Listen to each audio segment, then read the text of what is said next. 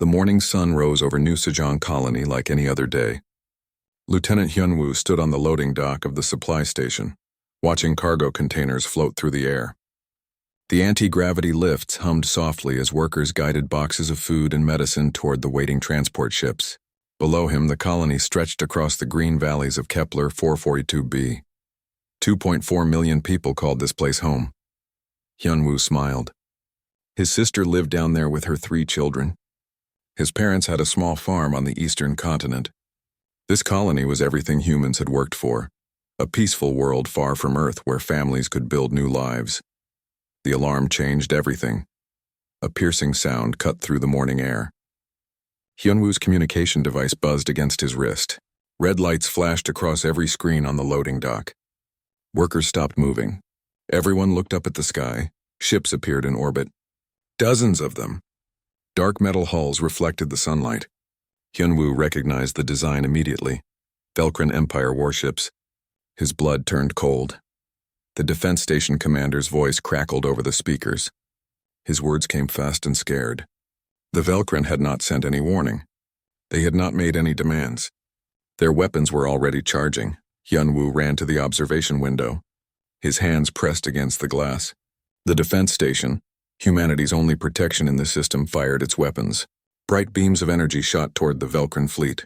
Too few, too weak. The Velcrin ships absorbed the hits easily. Then the Velcrin fired back. The defense station exploded in a ball of fire. Metal and bodies scattered into space. 300 soldiers died in seconds. Hyunwoo felt his stomach twist. The colony had no protection now. A massive Velcrin battleship moved forward. Its weapons pointed down at the planet.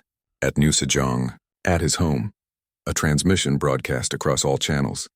A Velcrin face appeared on every screen. Scales dark as night, eyes like burning coal. Warlord Krath. The leader of the Velcrin Empire. His voice was cold and harsh. He spoke in the common galactic language. Humans had built their colony on Velcrin territory, he said. This was an illegal invasion. The punishment would be total, no mercy. No survivors, Hyunwoo wanted to scream. This was a lie. New Sejong had been approved by the Galactic Coalition. Every species had agreed to human settlement here. The Velcrin had never claimed this world before. The bombardment began. Plasma fire rained down from the sky. Bright streaks of death fell toward the cities below. Hyunwoo watched in horror as the capital city, New Seoul, vanished in a burst of white light. Buildings that had stood for 50 years turned to dust in seconds. Millions of people simply ceased to exist. His communication device buzzed. His sister was calling. Her face appeared on the small screen. She was crying. Behind her, Hyunwoo could see his nephews and niece. They were screaming. The connection cut out. The screen went black. Hyunwoo fell to his knees. Around him, other workers were crying, shouting, trying to call their families. No one answered. The entire planet was dying. The loading dock supervisor grabbed Hyunwoo's shoulder. They had to leave. Now. The supply ships were not military vessels. They had no weapons. Their only chance was to run. Hyunwoo stumbled toward the nearest transport. 20 other workers followed. The ship's engines roared to life. Through the window, he watched the Velcrin fleet continue its terrible work. Every city burned. Every town was destroyed. The green valleys turned gray with ash. His entire world was ending, and he could do nothing but watch. The transport ship jumped to faster-than-light speed. It would take 3 days to reach Earth. 3 days alone in the dark with the memory of what he had seen. 3 days knowing his family was gone. On Earth, people were living normal lives. They did not know yet. They did not know that 2.4 million humans had been murdered. They did not know that the galaxy had just changed forever. When Hyunwoo's ship finally arrived at Earth, military officers were waiting. They took him to a secure room. A general sat across from him, a woman with gray hair and tired eyes. Her name was Dae-jung. She listened to his story without speaking. Her face showed no emotion. But Hyunwoo noticed her hands. They were shaking. When he finished, Dae-jung stood up. She thanked him for his report. Then she said something that made Hyunwoo's blood run cold. Her sister had been on New Sejong too. She had been visiting friends. She was dead now, like all the others. Dae-jung walked to the window. Outside, Earth's military headquarters buzzed with activity. Ships were being prepared. Soldiers were gathering. Something was happening. The general spoke quietly. For 200 years, humans had been peaceful. They had joined the Galactic Coalition. They had made friends with alien species. They had resolved conflicts through talking, not fighting. The galaxy saw humans as kind, gentle, weak. The galaxy was wrong. Daejung turned back to Hyunwoo. Her eyes were hard as stone. The United Earth government had made a decision.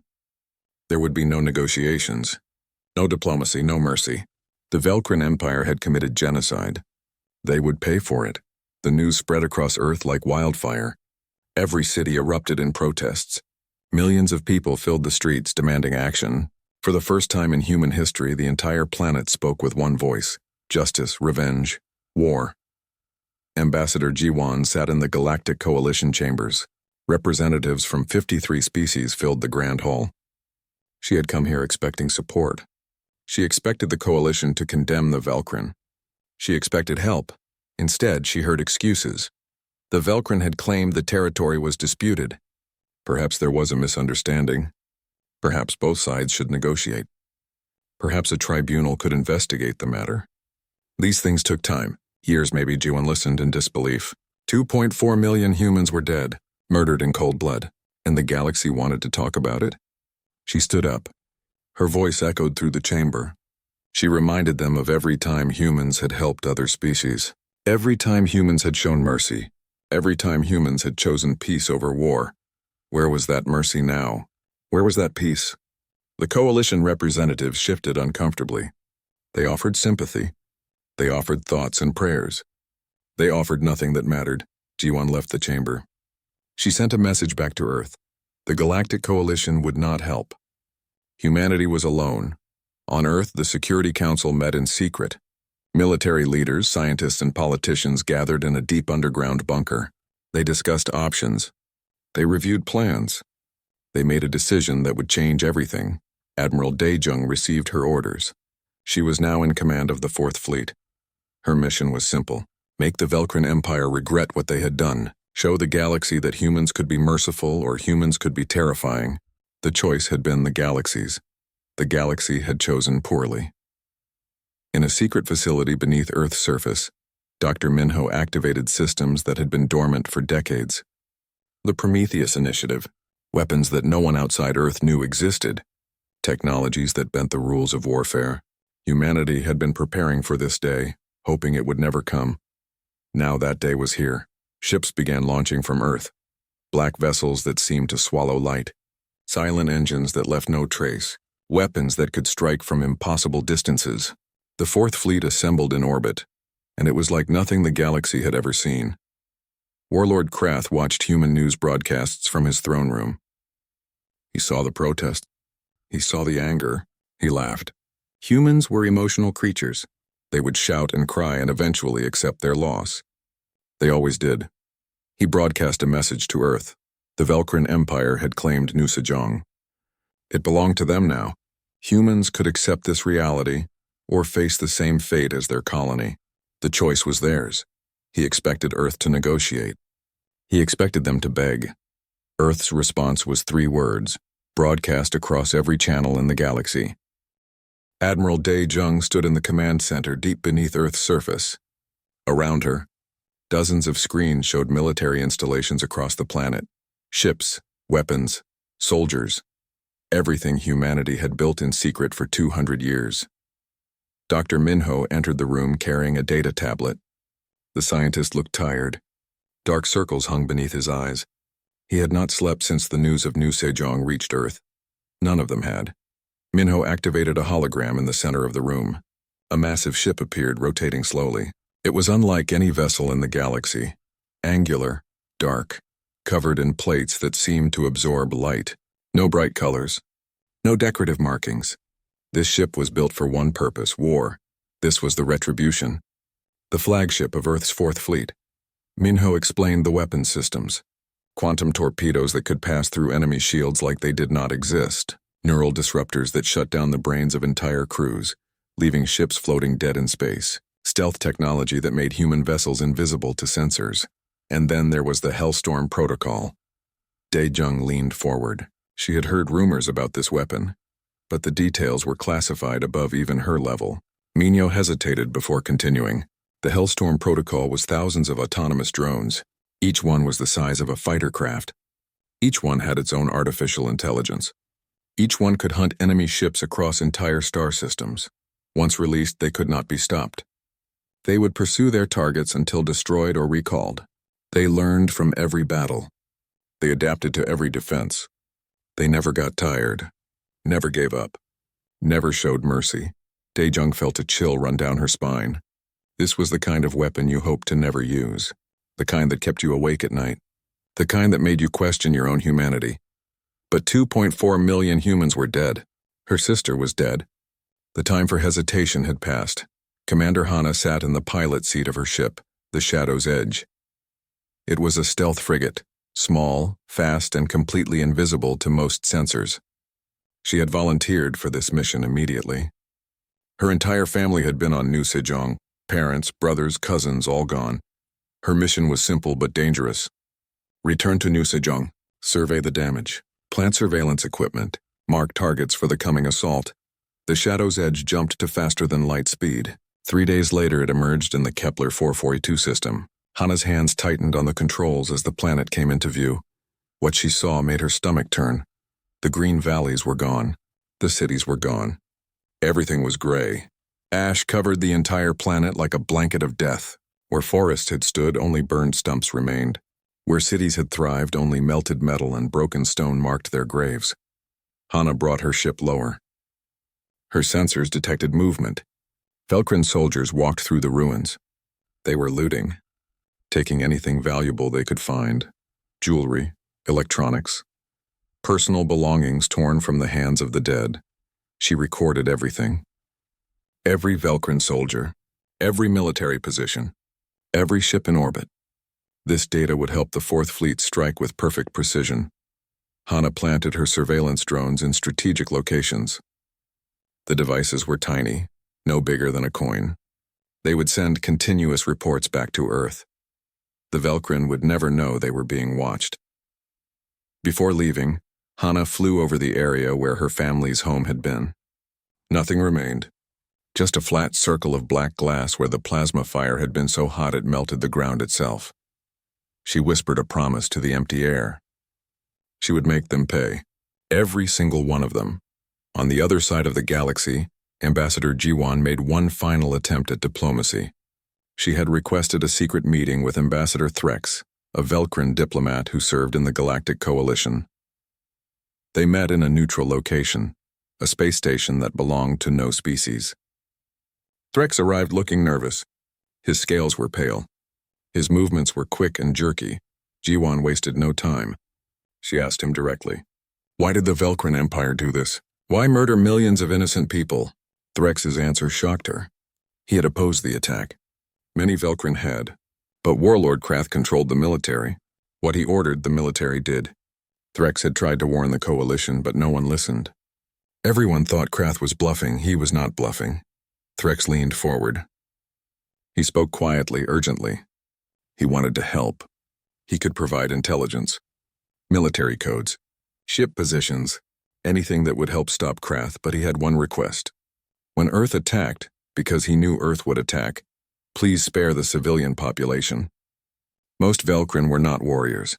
They were farmers, teachers, parents. They did not want this war. Jiwon studied his face. She saw genuine fear there, genuine regret. She believed him. She told him that Earth had no interest in killing civilians. Humanity would strike only military targets. But the Velkrin military would be destroyed, completely, utterly, without mercy. Threx nodded slowly. He understood. He warned her that Krath believed humans were weak, that Earth would protest but never actually fight. The Velkrin military was preparing to crush any human retaliation. Jiwon's response was cold. Her words cut through the air like ice. You have no idea what you have awakened. Back on Earth, the Fourth Fleet gathered in orbit. 15 massive warships hung in space above humanity's homeworld. They were surrounded by dozens of smaller vessels, frigates, destroyers, support craft, all painted in that same light-swallowing black. Lieutenant Hyunwoo stood in the hangar bay of the Retribution. He had been assigned to the flagship's marine unit. Soldiers moved around him checking weapons and armor. Everyone worked in silence. The mood was grim, focused. These were not the peacekeepers the galaxy knew. These were warriors, and they were ready. Admiral Dae-jung walked through the ship's corridors. Crew members stopped and saluted as she passed. She barely noticed them. Her mind was focused on the coming battle. The intelligence reports, the attack plans, the thousands of details that would determine victory or defeat. She reached the bridge and stood before the main view screen. Earth filled the display, beautiful blue, home to 10 billion humans who were counting on her. She activated the fleet-wide communication system. Her voice reached every ship, every soldier, every sailor, every pilot. She reminded them of who they were. For 2 centuries, humans had been the galaxy's diplomats, its peacemakers, its mediators. They had swallowed insults, accepted compromises, turned the other cheek. They did this because they believed in a better way, because they believed that peace was possible. But there was no peace with genocide. There was no compromise with mass murder. The Velcrin Empire had made a terrible mistake. They had confused mercy with weakness, patience with cowardice. Today, Earth would teach the galaxy a lesson. Humans were peaceful by choice, not by necessity. And when that choice was taken away, when innocent lives were destroyed, humanity would respond with overwhelming force. No mercy. No pardon, only justice. The fleet responded with a single unified message. Understood. Ready. Willing. Dae-jung gave the order. The engines of 15 warships roared to life. Space itself seemed to bend and tear as the fleet jumped to faster-than-light speed. Destination: Velcrin Space. Across the galaxy, news of Earth's fleet movement spread like wildfire. The Galactic Coalition called emergency sessions. Species that had been humanity's friends begged them to reconsider. Species that had been neutral began choosing sides, and in his throne room on Velcrin Prime, Warlord Krath laughed. 15 human ships against the might of the Velcrin Empire, against hundreds of warships, against the most powerful military in this sector. The humans were sailing to their own destruction. He almost felt sorry for them. Almost. What Warlord Krath did not know, what none of the galaxy knew, was that humanity had been preparing for this moment since they first reached the stars. Every diplomatic failure had been a lesson learned. Every insult endured had been filed away and studied. Every treaty negotiated had revealed the weaknesses of their potential enemies. Humans had spent 200 years building the image of a peaceful species, and beneath that image they had built the most terrifying war machine the galaxy had ever seen. The storm was coming, and the Velcrin Empire had no idea what was about to hit them. The border stations went silent first. 3 Velcrin outposts that monitored the edge of their territory simply stopped transmitting. No distress calls, no warnings. One moment they were operational, sending routine reports. The next moment, nothing. The Velcrin command sent scout ships to investigate. What they found made no sense. The stations were intact. No damage to the hull. No signs of battle. But every single crew member was unconscious, alive but unresponsive. Their brains had simply been shut off. The scouts reported back. Warlord Krath dismissed it as a malfunction, perhaps a gas leak, perhaps defective life support systems. He ordered the stations repaired and thought nothing more of it. He should have paid attention. Commander Hana watched from her stealth frigate as Velcrin engineers tried to wake the unconscious crews. They would not succeed. The neural disruptor left no permanent damage, but recovery would take weeks. By then, the war would be over. She marked the station's positions on her tactical map. Done. Now for the next phase. The Shadow's Edge moved deeper into Velcrin space. Invisible. Silent. A ghost in the darkness. Hana planted quantum beacons on military installations, shipyards, supply depots. These beacons would allow the 4th Fleet to jump directly to their targets, bypassing all the Velcrin detection grids and defensive systems. It took 3 weeks to complete her mission. 3 weeks of moving through enemy territory, always one sensor sweep away from discovery. 3 weeks of watching Velcrin soldiers go about their duties, unaware that death was being prepared for them. When the last beacon was placed, Hana returned to the fleet. Admiral Dae-jung received her report with satisfaction. Everything was ready. The first real battle happened near the Draxis system. The Velkrin Third Armada, the same fleet that had destroyed New Sejong, was patrolling their territory. 50 warships moving in standard formation, proud, confident, unstoppable. They detected the human fleet approaching. 15 ships. The Velkrin admiral could not believe his luck. The humans were coming to him. He would not even have to hunt them down. He broadcast a message to the human ships. Surrender now and your deaths would be quick. Continue fighting, and they would suffer the same fate as New Sejong. He expected the humans to turn and run. The human response was a single word. No. The battle began. The Velkrin ships opened fire first. Hundreds of plasma bolts streaked through space toward the human fleet. It should have been devastating. It should have wiped out the smaller force in seconds. But the human ships simply were not there anymore. They moved with impossible speed. They dodged and weaved like fighter craft, not massive warships. Their engines left no heat signature. Their movements were unpredictable, inhuman because they were not human movements. The ships were controlled by advanced artificial intelligence, making thousands of calculations per second, reacting faster than any living pilot could. Then the humans fired back. Quantum torpedoes phased through the Velkrin shields like they did not exist. They struck hulls directly. Explosions bloomed across the enemy fleet. Ship after ship went dark as the torpedoes tore through their power cores. The Velkrin admiral tried to regroup his forces. He broadcast orders for a tactical retreat and redeployment. Before he could finish speaking, a quantum torpedo hit his flagship. The transmission cut off mid-sentence. The battle lasted 20 minutes. When it ended, 40 Velkrin ships were destroyed or disabled. The remaining 10 fled in terror. The human fleet had suffered 0 casualties, 0 damage. They had fought 50 enemy vessels and emerged without a scratch. The galaxy watched the sensor recordings in stunned silence. This was not war. This was extermination. Dr. Minho sat in his laboratory on Earth, monitoring the battle data. Everything had performed exactly as designed. Better even. The weapons were more effective than predicted. The AI systems were operating perfectly. The Velkrin stood no chance. He activated the next phase. The Hellstorm Protocol.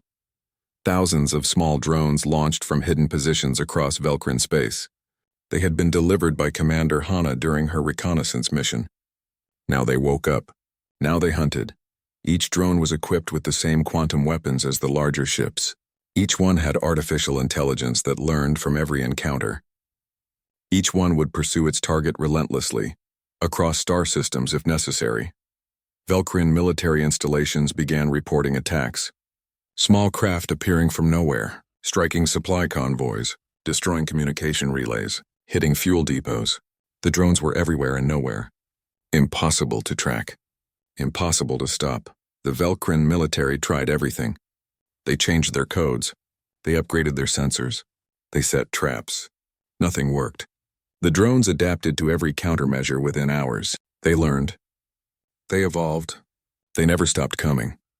On Velkrin Prime, Warlord Krath watched his empire crumble. Reports flooded in from every sector. His fleets were being destroyed. His bases were being wiped out. His soldiers were terrified. And the humans had barely begun their assault. He demanded answers from his generals. How are the humans doing this? How could 15 ships defeat hundreds? How could small drones dismantle an entire military infrastructure? The generals had no answers. They had underestimated humanity. Badly. Krath sent a desperate message to the Galactic Coalition. He demanded they intervene. He demanded they force the humans to stop. He demanded protection. Chancellor Vorn, the leader of the Galactic Coalition Council, reviewed the request. He was an insectoid being, practical and logical. He calculated the political cost of intervention. He calculated the military risk. He calculated the moral implications. His answer was simple. No. The Velkrin Empire had committed genocide. Earth was acting in self-defense. The coalition would not interfere, but privately Vorn was terrified. He had watched the battle recordings. He had read the intelligence reports. Humanity was not just powerful. They were terrifyingly effective, precise, calculated, overwhelming. What if Earth decided that the coalition's failure to help was also an act of war? What if humanity turned its weapons on other species? Who could stop them? The answer was simple. No one. Lieutenant Hyunwoo stood in the hangar bay of the Retribution as it prepared for a ground assault. Marines checked their weapons and armor. Everyone moved with efficiency born from endless training. Their target was a Velcrin shipyard in the Corvus system. Intelligence showed it was the main production facility for their warships. Destroying it would cripple their ability to replace losses. The assault went exactly as planned. The Retribution jumped directly into orbit using Hana's quantum beacons. The Velcrin defenders had no time to react. Marines dropped to the surface in armored pods. They secured the facility in 40 minutes. Hyunwoo found himself face-to-face with a Velcrin soldier. The alien's weapon was pointed at him, but the soldier's hands were shaking. His eyes were wide with fear. Hyunwoo remembered New Sejong. He remembered his family. He remembered watching his world burn. This soldier had probably celebrated that victory. He had probably laughed at human weakness. Now he was the one who was afraid. Now he was the one facing extinction. Now he knew how it felt. The soldier dropped his weapon and surrendered. Hyunwoo took him prisoner. There was no satisfaction in it, no joy. Just a hollow feeling in his chest. This was justice, he told himself. This was what had to be done, but it did not feel like victory. It just felt like more death. Ambassador Threx watched the destruction of his empire from the coalition headquarters. Each report brought worse news. The humans were unstoppable. They struck with perfect precision. They avoided civilian casualties with surgical care. But the military was being systematically destroyed. He met with Jiwon again. He begged her to arrange a ceasefire. The Velcrin would agree to any terms. Pay any reparation. Hand over Warlord Krath for trial. Anything to make it stop. Jiwon listened patiently. Then she gave her answer. The war would end when Earth decided it would end. When every Velcrin military installation was destroyed. When the Empire could never threaten humanity again. When the galaxy understood that genocide had consequences. Threx left the meeting knowing his species' fate was sealed. Admiral Dai Jung reviewed the tactical maps. 87% of Velcrin military infrastructure was destroyed or disabled. Their fleet was reduced to scattered survivors. Their supply lines were cut. Their communication network was in ruins. It was time for the final move. She gave the order. The Fourth Fleet jumped to Velcrin Prime, the Empire's homeworld, the seat of Warlord Krath's power. When the human fleet appeared in orbit, every defense station opened fire. Thousands of weapons targeted the 15 black ships. It was the heaviest defensive bombardment in Velcrin history. The human ships absorbed the hits effortlessly. Their shields held. Their armor did not even dent. Then the humans demonstrated their true power. A single quantum torpedo launched from the Retribution. It did not target the planet. It targeted the moon orbiting Velcrin Prime, a barren, lifeless rock with no population. No value except as a symbol. The torpedo hit. The moon vaporized. Billions of tons of rock turned to dust in an instant. Where a celestial body had orbited for billions of years, now there was only an expanding cloud of debris. Daejung broadcast a message to Velcrin Prime, a simple statement that everyone could understand. We can do this to your planet. Surrender now. The ruins of Velcrin Prime's moon drifted through space like a ghost. Billions of people on the planet below had watched it die. They had felt the shockwave in their atmosphere. They had seen humanity's message written across their sky in dust and destruction. We can do this to your planet. Surrender now. Warlord Krath sat in his throne room surrounded by his generals and advisors. They were arguing, shouting. Some demanded immediate surrender. Others insisted they could still win.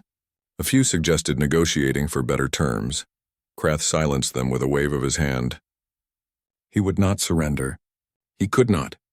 To surrender would be to admit he had been wrong. To admit that he had underestimated the humans. To admit that he had destroyed his own empire through pride and stupidity. He refused. He broadcast his refusal to the human fleet. The Velcrin Empire would never bow to inferior species. They would fight to the last soldier. Admiral Daejung received the message. She had expected this. Warlords like Krath never surrendered willingly. They had to be removed. But before she could give the order for the next demonstration, something unexpected happened. A coup Velcrin military commanders, watching their empire burn, had finally had enough. They could not defeat the humans. Every battle proved that. Every engagement ended in disaster. Continuing to fight would mean the extinction of their entire species. Soldiers burst into Krat's throne room. He reached for his weapon, but they were faster. They disarmed him, arrested him, dragged him from his throne while he screamed curses and threats. Ambassador Threx, who had been coordinating with the military commanders, stepped forward. He became the interim leader of what remained of the Velkrin Empire. His first act was to broadcast an unconditional surrender to the human fleet. The war was over. The Velkrin had lost, completely, utterly. But now came the hardest part. The terms of peace. Earth's demands were presented by Ambassador G1. She stood before the broken Velkrin leadership and read the terms. Her voice was cold and final. First, complete demilitarization. The Velkrin Empire would dismantle its military. Every warship would be destroyed or handed over to Earth. Every weapons facility would be shut down. They would maintain only a small defensive force for internal security. Second, reparations. The Velkrin would pay for the rebuilding of New Sejong. They would provide compensation to the families of every victim. This would take generations to complete, but it would be done. Third, justice. Warlord Krath and his inner circle, the commanders who planned and executed the genocide, would be transported to Earth to stand trial. They would face human courts. Human justice. Fourth, oversight. Human observers would be stationed throughout Velkrin territory. They would monitor compliance with the peace terms. They would ensure the Empire never rebuilt its military capacity. This oversight would last for 50 years minimum. These terms were non-negotiable. Accept them or face total annihilation. The choice was simple. Threx accepted. What other choice did he have? His empire was in ruins. His military was destroyed. His people were terrified. At least this way, the Velkrin species would survive. The Galactic Coalition watched these events unfold with growing concern. Chancellor Vorn called an emergency session. He had remained silent during the war, claiming neutrality. Now he was worried about what Earth's victory meant for the future. G1 attended the session. Species representatives that had been friendly with Earth suddenly seemed nervous around her. Species that had been neutral now seemed eager to please. Everyone had seen what humanity could do when provoked. Vorn addressed the assembly. He suggested that Earth's overwhelming victory might destabilize galactic peace. That perhaps the coalition should mediate the peace terms. That perhaps humanity's military should be regulated to prevent future conflicts. G1 listened to this speech with growing anger. When Vorn finished, she stood. Every eye in the chamber turned to her. She asked a simple question. Where was the coalition when 2.4 million humans were murdered? Where was galactic peace when New Sejong burned? Where was the concern for stability when an entire colony was wiped out? The chamber fell silent. G1 continued. The coalition had taught humanity a valuable lesson. Mercy was seen as weakness. Restraint was seen as cowardice. Peace was only respected when backed by overwhelming force. Earth would not forget that lesson. Ever. She walked out of the chamber. Several species representatives followed her, requesting private meetings. They wanted defensive pacts with Earth. They wanted human protection. They had seen what human military power could accomplish. The balance of power in the galaxy had shifted. Permanently. Lieutenant Hyun-woo returned to New Sejong with a memorial delegation. The planet was still covered in ash, but reconstruction had begun. Human engineers worked alongside volunteers from a dozen species. Even some Velkrin civilians had come to help rebuild what their empire had destroyed. Hyun-woo walked through the ruins of his home city. He found the crater where his sister's house had been. Nothing remained. Just a hole in the ground filled with broken concrete and melted metal. He knelt at the edge of the crater. His hands touched the cold earth. He had helped win the war. He had helped destroy the Velkrin military. He had gotten justice for his family. So why did it feel so empty? Victory did not bring his sister back. Revenge did not fill the hole in his heart. Justice did not make him feel whole again. The war was won, but he had lost everything that mattered. An older worker approached him. A woman with gray hair and kind eyes. She placed a hand on his shoulder. She understood. She had lost family too. Everyone on this reconstruction team had. She told him that rebuilding was how they honored the dead. By making New Sejong beautiful again. By proving that humanity could not be destroyed. By showing the galaxy that humans were strong enough to survive anything. Hyun-woo nodded. He stood up. He joined the work crews. It was time to build instead of destroy. Dr. Minho stood in his laboratory on Earth, watching the final reports come in. The Hellstorm drones were being recalled. The quantum weapons were being powered down. The war machine that humanity had built was going back to sleep. He felt sick. The weapons he had created had been terrifyingly effective. 87% of Velcrin military infrastructure destroyed. Thousands of ships turned to wreckage, and yet civilian casualties were under 1,000. His weapons were precise, surgical, perfect. That should have made him proud. Instead, it frightened him. He had created tools for genocide, tools that could wipe out entire species with minimal collateral damage, tools that made war too easy. He submitted his resignation from the Prometheus Initiative. He could not continue this work. He could not keep building weapons of mass destruction. His resignation was denied. A government representative explained the situation. The galaxy now knew what Earth was capable of. That knowledge was a deterrent. As long as every species understood the consequences of attacking humanity, there would be peace.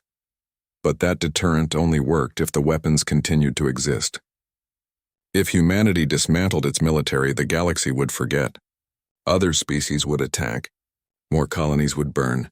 More millions would die. Minho's weapons had saved humanity by making war too terrible to contemplate. He had to continue his work to ensure those weapons never had to be used again. It was a terrible responsibility. But someone had to bear it. On Earth, Warlord Krath stood in chains before a tribunal. Human judges sat in judgment. The evidence of his crimes filled entire databases. Recordings of the bombardment. Testimonies from survivors. Intercepted communications showing he ordered the genocide. The trial was broadcast across the entire galaxy. Every species watched. Every government took notes. This was what happened to those who committed genocide against humans. The verdict was unanimous. Guilty. Guilty of genocide. Guilty of war crimes. Guilty of crimes against sapient life. The sentence was death.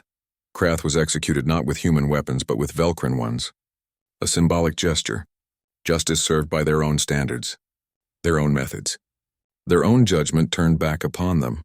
Commander Hana received a promotion. She was offered command of a battle group. A prestigious position. A reward for her service during the war. She declined. She had spent the war destroying things. She had watched worlds burn and ships die. She had become very good at killing. Too good. Instead, she requested assignment to the new Sejong reconstruction effort. She told her superiors that she had destroyed enough. Now it was time to build. Time to create. Time to prove that humans were more than warriors. Her request was approved. Admiral Dai Jung stood in her office looking at the medals and commendations that covered her desk. Hero of Earth, Savior of Humanity, Victor of the Velcrin War. The titles meant nothing to her. She had won the war. She had avenged the genocide. She had protected her species. But she had also become something she never wanted to be. A killer on a massive scale. She submitted her retirement. She could not continue in the military. Not after what she had done. Not after what she had become. Her retirement was accepted. The government understood. War changed people, even victorious war. Especially victorious war. She moved to a quiet house in the countryside. She spent her days tending a garden. In that garden, she planted flowers named after the victims of New Sejong. 2.4 million flowers, a lifetime of work. A living memorial. Among those flowers was a special section. For her sister. 6 months passed since the war ended. The galaxy settled into an uneasy peace. Species that had been aggressive became cautious. Species that had ignored humanity now watched Earth carefully. Everyone had learned the lesson. Humans were peaceful by choice, not by weakness. And when that peace was broken, the response would be overwhelming. On New Sejong, the reconstruction progressed faster than anyone expected. Humans worked alongside aliens from dozens of species. Buildings rose from the ashes. Roads were repaired. Gardens were planted. The planet was coming back to life. Lieutenant Hyun-woo had stayed with the reconstruction effort. He worked 12 hours every day, helping to rebuild his destroyed world. The physical labor helped him deal with the pain. The sense of progress helped him heal. One morning, he received a package from Earth. Inside was a small tree sapling. A note explained it was from Admiral Dae-jung's memorial garden. a tree grown from seeds that had survived the bombardment of New Sejong, a symbol of life persisting through death. Hyunwoo planted the tree at the site where his sister's house had stood. He watered it carefully. He promised to tend it every day. This tree would grow tall and strong, just like humanity. Just like New Sejong, Commander Hana worked at a construction site nearby. She had traded her military uniform for work clothes. Her skills in tactical planning translated surprisingly well to organizing reconstruction efforts. She coordinated supply deliveries, managed work crews, and solved logistical problems. It was harder work than commanding a warship. More frustrating, more complicated, but also more satisfying. Every building they completed was a victory. Every family that returned home was a triumph. Every flower that bloomed was proof that life continued. She still had nightmares about the war. She still woke up thinking about the ships she destroyed and the people she killed. But during the day she built. And building helped her remember that she was more than a weapon. Ambassador Ji-won returned to the Galactic Coalition. But everything had changed. Species that once dismissed her now listened carefully to every word. Species that had been hostile now sought friendship. The Coalition chamber felt different, quieter, more respectful. Chancellor Vorn approached her privately. He admitted that the Coalition had failed humanity. They should have responded more forcefully to the genocide. They should have supported Earth immediately. Their neutrality had been cowardice disguised as diplomacy. Ji-won accepted his apology but warned him. Earth would never forget what happened. Never again would humans rely solely on the Coalition for protection. Humanity had learned to trust their own strength. The Coalition rewrote its charter. New protections against genocide were added. Stronger enforcement mechanisms were created. Mandatory responses to mass atrocities were codified into law. These changes would not have happened without humanity's display of force. Sometimes, Ji-won reflected, peace required the threat of war. Justice required the possibility of punishment. The galaxy only respected strength. It was a sad truth, but it was truth nonetheless. Dr. Minho continued his work with the Prometheus Initiative. He refined the weapon systems. He developed new technologies. He made humanity's military even more formidable. But he no longer took pride in his work. It was simply a necessary burden. He published a paper in a scientific journal. The title was simple, The Ethical Burden of Defensive Technology. In it, he argued that powerful weapons created moral responsibilities. The stronger you were, the more careful you had to be. The more devastating your capabilities, the more restraint you needed to show. Humanity had shown that restraint during the war. They could have destroyed Velcrin Prime. They could have committed their own genocide. They had the weapons. They had the justification. They had the anger, but they chose not to. They chose precision over destruction. They chose justice over revenge. They chose to be better than their enemies. That choice, Minho wrote, was what truly defined humanity. Not their weapons, not their technology, but their restraint when they had every reason to show none. Ambassador Threx worked tirelessly to rebuild his shattered empire. The Velcrin had been humbled. Their pride was broken. Their military was gone. But they survived. That was more than they deserved, and Threx knew it. He met with Ji-won one final time before she left Velcrin space. He thanked her. Not for the victory. That was a strange thing to thank someone for.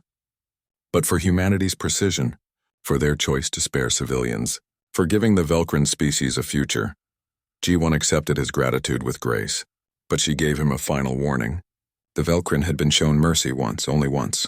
If they ever threatened humanity again, if they ever attacked another innocent species, there would be no second chance. No negotiation, no mercy, complete annihilation. Threx understood. He would spend the rest of his life ensuring his species never forgot what happened, never forgot the cost of genocide, never forgot that some species, when pushed too far, would push back with devastating force. The galaxy had entered a new age. Historians would later call it the age of human ascendancy. Not because humans conquered anyone, not because they dominated trade or politics, but because every species now understood that humanity was not to be trifled with. Earth's military continued to grow. New ships were built. New weapons were developed. New technologies emerged from human laboratories, but they remained defensive, protective. Humans did not seek war. They simply ensured that war would never be profitable for potential aggressors. Other species began approaching Earth for defensive pacts. Smaller civilizations that feared larger neighbors, peaceful cultures that lacked military strength. They all wanted what the Velcrin had learned to fear: human protection. Earth accepted some of these requests. Carefully, selectively. They would not become the galaxy's police force. But they would protect those who could not protect themselves. They would prevent genocide wherever they found it. They would ensure that what happened to Nu Sejong never happened again, to any species. 10 years passed. Nu Sejong thrived. The population reached 3 million, more than before the attack. The cities were beautiful. The valleys were green again. Life had returned to the scarred world. A massive memorial was built at the site of the original capital. It was made of crystal that reflected the sky. Names were engraved on every surface. 2.4 million names. Every victim of the genocide. Every life that was lost. Every person who would never see the rebuilt world. The dedication ceremony was attended by representatives from every species in the Galactic Coalition, humans, Velcrin, even species that had no connection to the war.